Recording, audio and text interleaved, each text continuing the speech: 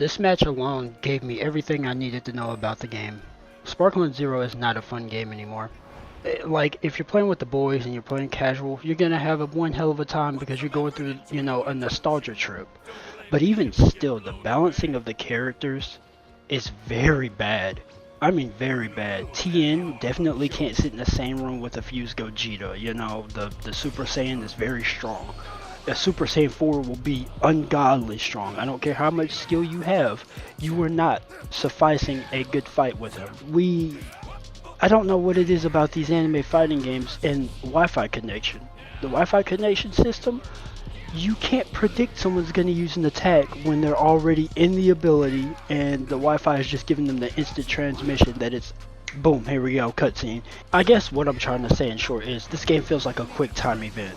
You have about 2 minutes to fight your opponent if you're in ranked, because everything else is going to be, it's basically just rush. If you're not rushing it harder than them, you're going to seriously lose. And I have no problem with winning and losing. The whole objective is to have fun. But for me, I just feel like this game could have been a bit better. As a fourth installment of the Tenkaichi series, or whatever you want to call it, Sparkling Zero in its own right is a different game. It is not what people had been building up for out of the nostalgia of the old games. It's not what I hoped for. Xenoverse 2 did one thing right that I completely say, like, character customization was peak. I'm not gonna lie to you. Yeah, our characters could have done a little bit better, but they gave us the choice of having our own characters. We didn't have to play the roster characters, and I get the Tenkaichi series had that. They didn't have the customization of making your own character. They had the biggest character roster.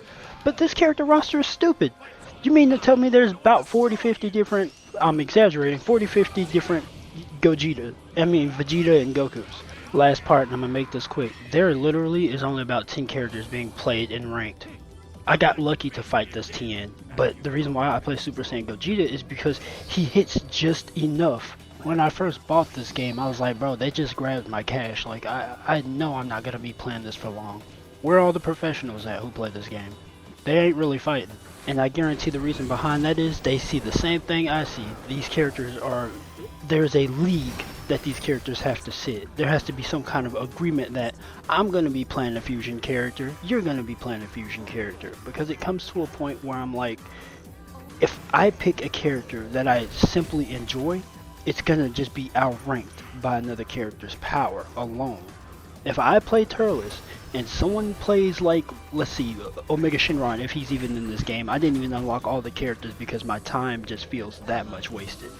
I like the characters I see in the rank, bro. Kefla. You get Kefla, you get a giant, or you get a Goku Blue, or you're getting let's see, a dude who just spams powers. It ain't even a character. He's gonna just keep spamming his power. Ultra Instinct Goku. The list goes on. All these characters are high tier, and people will not stop playing them. There are some very few people that will respectfully play. I switched over to Smite gameplay simply because I like playing the Morrigan recently. She's a skill pick in her own right. She'll turn into you and use your abilities, but not about that. The community didn't kill the game. The game just has more flaws in it. The community could be a part of the bigger issue. But I want to say the devs who made the game, they didn't have the foresight to know that there is a shift when it comes to the community and its playstyle. Everyone likes instant and high damage. Once you get to that point of no return, you're not going to play a character who's low tier anymore, because it's like, okay, this character does it easier. That takes less stress off of me. If all characters had the same damage and it was just revolved around who's hitting correctly or using their skill right, that's going to weed out so many problems. Maybe not, I don't know. This rant was supposed to be 3 minutes, I'm making it 5 minutes, I'm sorry. But I had to speak my mind because it's like, I felt like I wasted money buying this game only to have fun. And if I play it with the boys, it's fun, but it's still that itch of my competitiveness that will step in. And it's just like, I don't want to go through that again like I did with Xenoverse 2. I played Xenoverse 2 for like 2-3 years and was trained and had fun and knew about cheese, knew about spam, but the game's dead now. So me trying to move on and adapt to a game that is simply popular is not, it's not gonna happen. So I'm probably gonna have to look further into a different game. Not even anime competitive wise, because PlayStation and Xbox, all these games in general, these AAA games are getting really bad. Like the state of gaming itself is going downhill. I don't know what to say, honestly.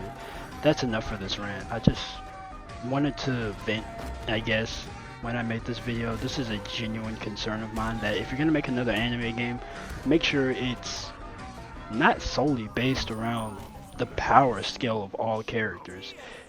I get like saying a Cyberman versus Whis shouldn't be a possibility because Whis is an angel, you can't touch him. Okay, that's cool, but there's gotta be a different way, cause the power scaling is too crazy. It's too crazy.